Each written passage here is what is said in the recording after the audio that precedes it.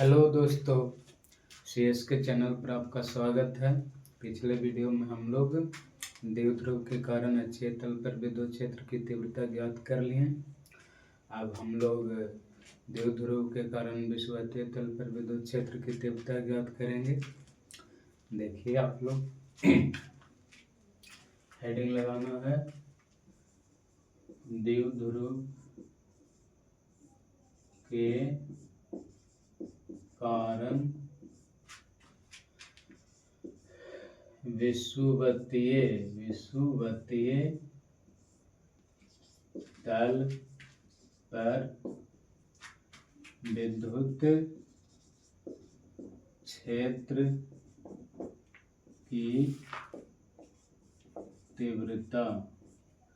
अच्छा, इसे विषुवतीय तल के निरक्षीय तल भी कहते हैं। इसे निरक्षीय तल। Electric field intensity due to a dipole at an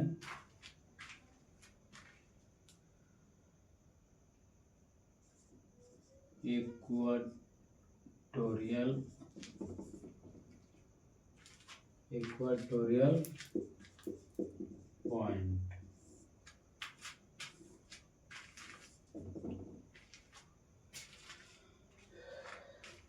Electric field intensity due to a dipole at an equatorial point.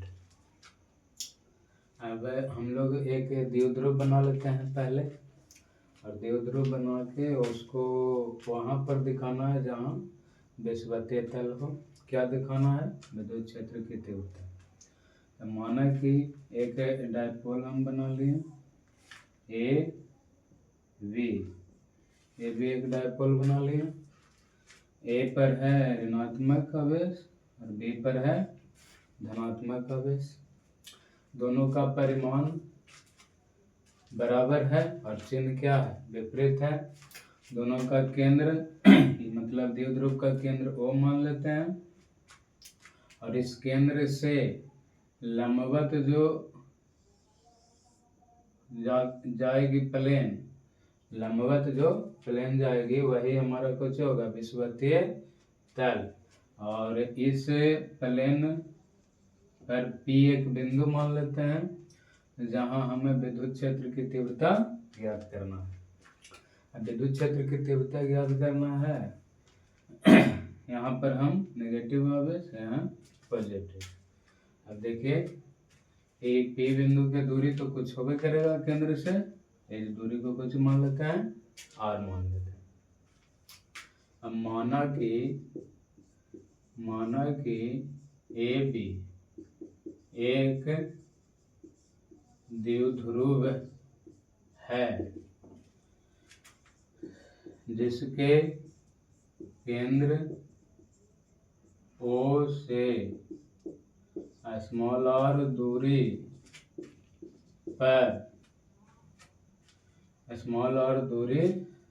पर विषुवतीय तल पर P एक बिंदु है जहां क्षेत्र की तीव्रता ज्ञात करना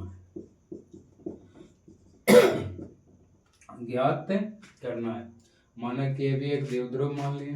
ठीक, ये भी एक द्विध्रुव मान लिए जिसके केंद्र O से केंद्र तो O है, और इसके केंद्र O से स्मॉल r दूरी पर विषुवतीय तल पर P एक बिंदु है जहाँ क्षेत्र की तीव्रता ज्ञात करना है। जैसा कि आप लोग को पता है कि द्विध्रुव के लिए हम जो दोनों आवेश के बीच की दूरी जो लेते हैं वो कितना लेते हैं? 2a। कितना लेते हैं? 2a। और केंद्र से इसकी दूरी है स्मॉल r, और O से A ये सेंटर है तो यानी A हो जाएगा, ये भी A हो जाएगा। अब क्यू ए यानी बिंदु ए पर जो आवेश है उसको क्यू ए लिख रहे हैं। इसका परिमाण अब हम ऐसे करके लिख सकते हैं, अब क्यू ए का परिमाण क्यू बी का परिमाण बराबर को जो है क्यू है। दोनों का परिमाण तो द्विध्रुव में बराबर ही होता है, इसलिए दोनों का परिमाण कितना है क्यू। अब दूरी के लिए ए बी बराबर कितना है 2a है। ओ ए बराबर कितना हो गया ए हो गया। ओ बी बराबर कितना हो गया ए हो गया। ओ पी बराबर कितना हो गया स्मॉल आर हो गया। इतना बात हो गया। अब हमको बिंदु ए पर जो आवेश है और बिंदु बी पर आवेश है, इससे पी बिंदु के बीच की कुछ निकालना है, दूरी निकालना है। तो ऐसे हम कैसे दूरी निकालेंगे? दूरी निकालेंगे यहाँ से पहले इसको एक रेखाखंड या सरल रेखा से हम कुछ कर देते हैं, मिला देते हैं और इसको भी मिला देते हैं। ठीक है, मिल गया, मिल गया। ठीक, अब यहाँ जो भी मिला इस कोण को हम कुछ मान रहे हैं थीटा। अच्छा, ये थीटा तो ये थीटा हो जाएगा। तो कहेगा कैसे सर ये थीटा कैसे हो जाएगा? तो देखिए यहाँ से ये सेंटर, यहाँ से ये सेंटर, तो ये बराबरे ये हो बराबरे। और ये पी बिंदु की जो दूरी है यहाँ से ई वाला ये दोनों में कुछ है कॉमन है, ये दोनों में कॉमन है। तो एक भुजा ही एक भुजा ही दोनों बराबर है, ये भुजा कॉमन, तो ये थीटा तो ये कुछ थीटा होगा, क्योंकि सामने का जो भुजा इसमें भी कॉमन है और इसमें भी कॉमन है। तो भुजा के सामने जो कोण होगा वो बराबर, ये भुजा के सामने जो कोण होगा वो भी बराबर। यहाँ पर कुछ है 90 डिग्री। ठीक है, अब इसके बाद देखिए हम समकोण एपी हमको चाहिए। ऐसे मैथ की बात है, आप लोग जानते ही होंगे। एपी बराबर एपी कैसे निकलेगा? एपी निकालना है और क्या निकालना है बीपी, क्योंकि दूरी चाहिए एपी और बीपी। समकोण त्रिभुज पी ए ओ में एपी का स्क्वायर कर्ण का स्क्वायर बराबर लंब का स्क्वायर प्लस आधार का स्क्वायर। तो एपी यानी ओ ए का स्क्वायर आधार का स्क्वायर प्लस ओपी का स्क्वायर। इसलिए एपी बराबर क्या हो जाएगा अंडर रूट ओ ए का स्क्वायर मतलब ए ओ का स्क्वायर प्लस ओपी का स्क्वायर। ए ओ कितना है? ए ओ है ए का स्क्वायर और ओपी है आर स्क्वायर, यानी एपी बराबर हमारा निकल गया अंडर रूट ए स्क्वायर प्लस। अच्छा, उसी प्रकार बीपी हो जाएगा। इसी प्रकार हमारा क्या हो जाएगा बीपी। बीपी कितना हो जाएगा? बीपी भी वही हो जाएगा ए स्क्वायर प्लस आर स्क्वायर। अच्छा, तो दूरी अब निकल गया, दोनों आवेश से पी बिंदु के बीच की दूरी हमारा निकल गया। ठीक है, इतना लिखिए।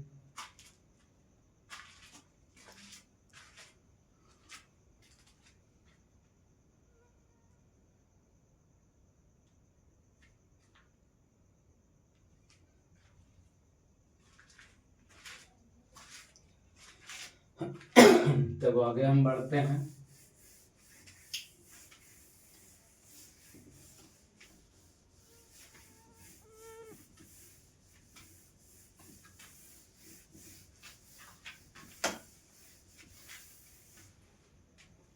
अब देखिए एपी और बीपी हमारा निकल गया, दूरी निकल गया। अब बिंदु आवेश क्यू ए के कारण पी बिंदु पर क्षेत्र की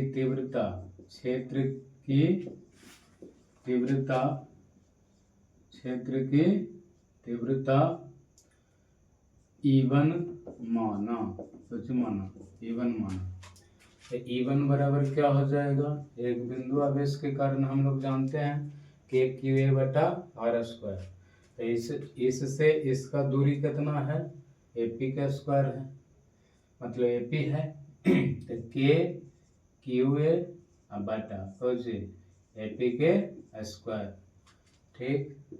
K QA का परिमाण तो बतेबे किए हैं, Q है, अब बटा AP का मान कितना था, under root A square plus R square, इसका स्क्वायर, तो खत्म।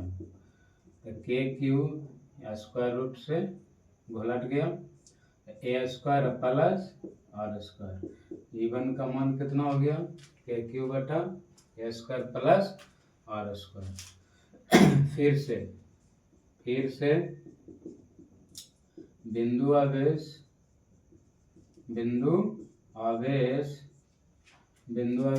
QB के कारण P बिंदु पर क्षेत्र की तीव्रता E2 माना, कुछ माना E2 माना। अब B, फिर से बिंदु आवेश QB के कारण P बिंदु पर क्षेत्र की तीव्रता को मानते हैं E2 बराबर फिर से वही बात, के QB बटा के R स्क्वायर, R मतलब दूरी मतलब BP के स्क्वायर, और के QB का मान Q है और BP है under root A square plus R square, square root cancel, तो के क्यू बटा A square plus R square, E2 हमारा कितना हो गया, के क्यू बटा A square plus R square, ये हमारा कुछ हो गया E2। अब E2 E1 निकल गया, अब E देखना है कि विद्युत क्षेत्र की तीव्रता परिमाण में निकला, लेकिन विद्युत क्षेत्र की तीव्रता होता क्या है, सदिश राशि, तो सदिश राशि में क्या होता है, परिमाण प्लस डायरेक्शन दिशा, परिमाण तो निकल गया, अब डायरेक्शन किधर होगा, तो चूंकि नेगेटिव आवेश है तो नेगेटिव आवेश अपने की ओर मतलब अपनी ओर विद्युत क्षेत्र के डायरेक्शन रखता है, और प्लस है जो कि अपने से दूर रखता है, तो माइनस वाला हम कौन सी माने हैं, क्यू ए माने हैं, और क्यू ए का कारण है E1, E1 का जो डायरेक्शन होगा वो इसकी ओर हो जाएगा, मतलब अपने आवेश की ओर, अपने खुद की ओर, ठीक। E1 का डायरेक्शन ये किसका हो गया, E1, और E प्लस वाला के कारण कुछ माने E2 का अपने से दूर यानी भगाएगा, हाँ तो भगाएगा तो भागो इधर ना, ये हो गया इधर, ये किसका हो गया, E2 हो गया, ये हमारा कुछ है E1। आप देखिए E हो गया E2, E हो गया E1, तो नेट फील्ड किधर, E1 इधर E2 इधर, तो नेट फील्ड किधर, तो किधर था, देखिए हम लोग इधर एक एक्सिस बनाते हैं अक्ष, क्योंकि नेट फील्ड निकालने के लिए हम यहाँ पर फिजिक्स में एक्स अक्ष या वाई अक्ष की ओर निकालते हैं कि किधर। अब देखिए यहाँ पर नेट फील्ड पता नहीं चल रहा, तो इसको हम यहाँ एक कल्पना करते हैं कि एक्सिस है यानी एक्स अक्ष है, और ई वाला जो है ये कुछ है वाई अक्ष, ये कुछ है वाई अक्ष है, ये हमारा कुछ है एक्स अक्ष, ठीक। अच्छा ई जब होगा, ई एक्सिस ई मतलब काल्पनिक रेखा बना, तई थीटा तई वे थीटा एकांतर अंतर कोण से, ठीक। तो ई थीटा तो ई अगर थीटा तो ई हो गए थीटा, ये भी एकांतर अंतर कोण से, और ई थीटा तो ये भी थीटा समूह कोण से, ठीक। ये थीटा निकल गया। अब E2 का और E1 का दो घटक लेंगे, कुछ लेंगे दो घटक, एक घटक y अक्ष की ओर होगा और एक घटक x अक्ष की ओर होगा। फिर E1 का भी एक घटक x अक्ष की ओर होगा, I1 का y अक्ष की ओर होगा। तो दो घटक हम देखते हैं, पहले इसके उतारिए आप लोग।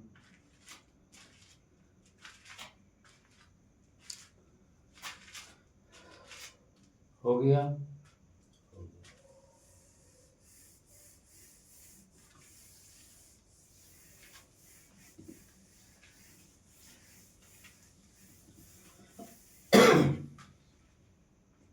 अब देखिए हम लोग क्या करते हैं, अब हम लोग मतलब करते हैं, देखिए E1 का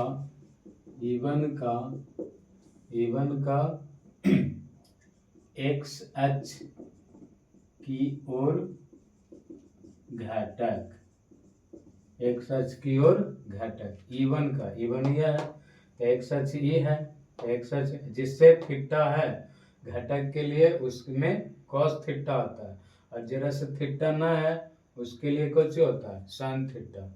एक घटक का वेक्टर में पीछे बेसिक बात है, ठीक है। एक आध दिन हम लोग घटक वेक्टर का पूरा वीडियो अपलोड करेंगे, मतलब पूरा चैप्टर वेक्टर का, ठीक है। तो E1 का x अक्ष की ओर घटक E1 into cos थीटा हो गया, ठीक। E1 का y अक्ष की ओर घटक, y अक्ष की ओर घटक क्या हो जाएगा, E1 sin थीटा, ठीक है। इसी प्रकार E2 का x अक्ष की ओर घटक क्या हो जाएगा, E2 cos थीटा, और E2 का y अक्ष की ओर घटक क्या हो जाएगा, E2 into sin थीटा। अब देखिए E चल रहा है, E2 इधर, I1 इधर, y अक्ष वाला घटक, तो जितना से इधर खींच रहा है मतलब क्षेत्र है जितना y अक्ष की ओर ऊपरे जितना है E2 के लिए उतने नीचे है E1 के लिए।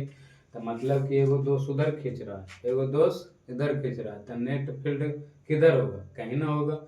इसलिए y अक्ष का जो घटक है वो शून्य हो जाएगा। y अक्ष की ओर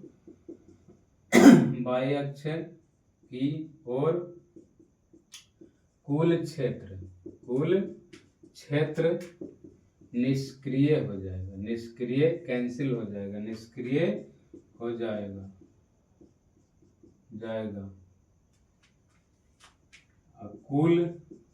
कुल क्षेत्र केवल x अक्ष की ओर होगा। ई नेट अगर हम बात करते हैं तो इसका कुछ है x अक्ष की ओर E1, इसका E1 का, इसके लिए E1 into cos theta plus net मतलब जोड़ देना है। अरे एगो इधर से एक के दने दो आदमी खींचे लगे तो दोनों जुट के न पल लगेगा, यानी कि क्षेत्र जो होगा दोनों जुट जाएगा। 0 डिग्री हो गया तो 0 डिग्री के लिए वेक्टर तो a प्लस बी हो जाता है, E1 plus E2 into cos theta. चूंकि हम लोग देखे पीछे कि E1 का जो मान है E2 के बराबर है, नहीं है, k q बटा r square plus a square रखिए, E1 बराबर E2, तो E1 cos theta plus E1 cos theta twice E1 cos theta. E net बराबर कितना हो गया, 2 into E1 cos theta. E1 का मान रखना है और कुछ cos थीटा का मान रखना है, इतना देखिए उतारिए, ठीक। अब आगे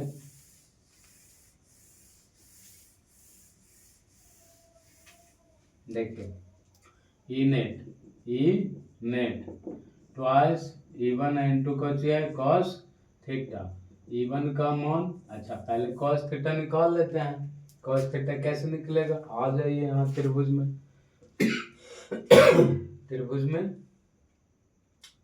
त्रिभुज कौन है, कह रहा मैंने PAO चाहे PBO कोई में निकालिए। तो त्रिभुज PAO में cos थीटा आधार बटा कर्ण, तो आधार कौन हो गया, थीटा के सामने वाला लंब हुआ, 90 के सामने वाला कर्ण हुआ, तो कर्ण आधार हो गया OA। तो OA बटा कर्ण OAP।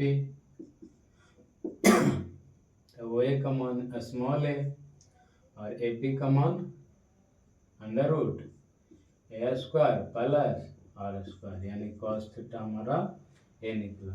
अब cos थीटा और किसका E1 का मान समीकरण 1 में रख देते हैं। cos थीटा तथा E1 का मान समीकरण 1 में रखने पर तो ई नेट कुछ हो गया, ई नेट ट्वाइस E1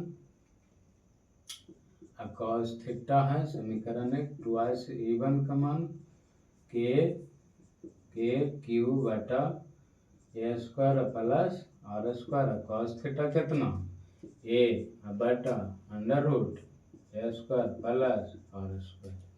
अब क्या, अब तो गुना करना है, के को इधर रखिए, 2QA बटा एकर में टोटल पावर एगो, एरा में ऐसे के मतलब आधा गो, तो एगो प्लस आधा गो मतलब 1.5 गो, यानी 3/2, यानी A square plus R square whole power 3/2 कौची बराबर ई नेट।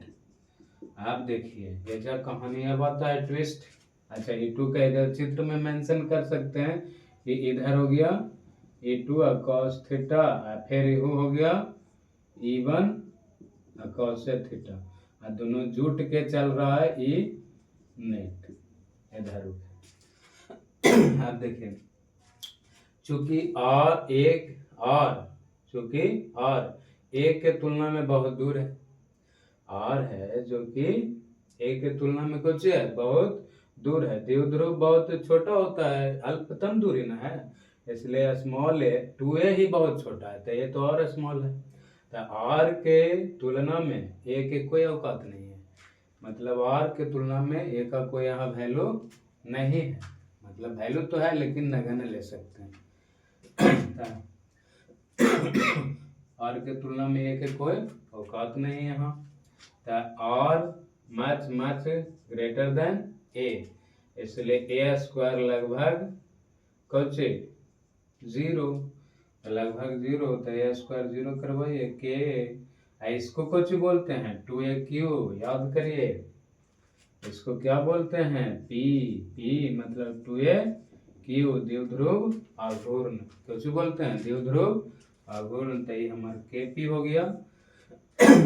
और A स्क्वायर 0 कर देते हैं तो 0 प्लस R होल पावर 3/2, तो 0 में R स्क्वायर जुटे तो कुछ होगा और A स्क्वायर होगा, तो R स्क्वायर होल पावर 3/2, 2 खत्म, तो KP बटा RQ, यानी इलेक्ट्रिक फील्ड नेट जो आया इक्वेटोरियल पॉइंट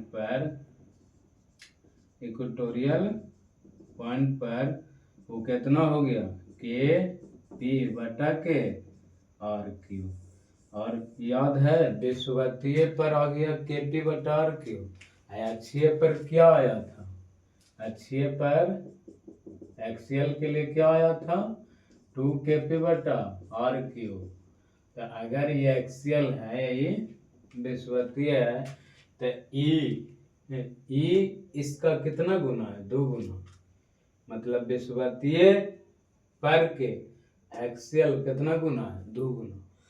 क्या अगर हम ऐसे बोलें कि ई एक्सियल बराबर ट्वाइस इनटू ई इक्वेटोरियल, तो कोई दिक्कत? इक्वेटोरियल इक्वेटोरियल इक्वेटोरियल, तो ई एक्सियल बराबर कितना गुना, 2 गुना इक्वेटोरियल। मतलब इलेक्ट्रिक फील्ड अक्षीय तल पर बराबर 2 गुना इलेक्ट्रिक फील्ड किस पर, विषुवतीय तल पर, विषुवतीय तल पर। हो गया, ई पॉइंट है, ये ऑब्जेक्टिव आता है, आया भी है। बिहार बोर्ड के तो ये फेमस है, ऑब्जेक्टिव भी पूछते रहता है। ठीक, तो ये हमारा डेरिवेशन है। देखिए वीडियो को, जहाँ दिक्कत लगे कमेंट में लिखिए, और कुछ सुझाव वगैरह हो तो भी दीजिए, और चैनल को सब्सक्राइब करिए, लाइक करिए, शेयर करिए, दम भर के देखिए। ठीक।